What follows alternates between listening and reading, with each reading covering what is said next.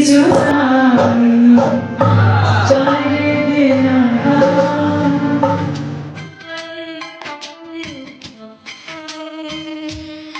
Restaurant की खास बात यह है, इस दीवार खास की, कि हमने वो चुन चुन के नाम यहाँ पे लेके आए जिनको हमने पहचाना, जिन्होंने हमारे मुल्क की इज्जत बढ़ाई, ठीक है, जिसके अंदर एक बहुत बड़ा नाम रेशमा जी, जिनको हमने सोचा कि ट्रिब्यूट पेश करें।